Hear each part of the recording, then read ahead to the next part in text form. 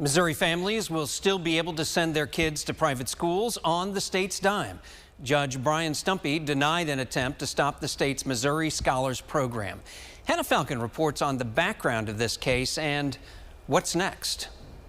School choice advocates are celebrating as a Cole County judge throws out a lawsuit that was trying to get rid of a program that uses public money for private school scholarships.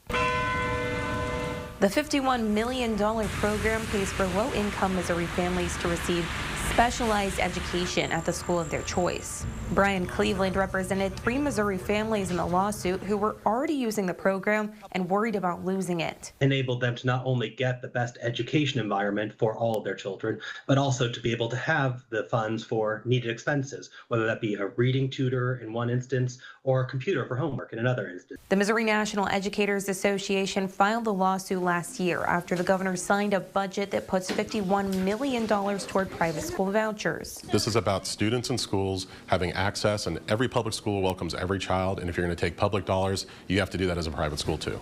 Mark Jones with NEA says students everywhere lose under this program. So when we take $60 million away from public schools and hand them to schools that can discriminate against your kid for any reason they want, that really hurts every student in the state of Missouri. But Cleveland, who works with families across the country, says school choice programs are spreading to many different states.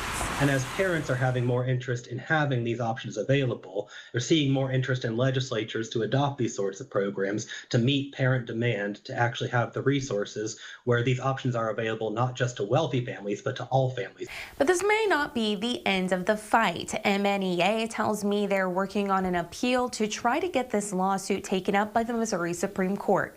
Reporting in Jefferson City, I'm Hannah Falcon. New at 5.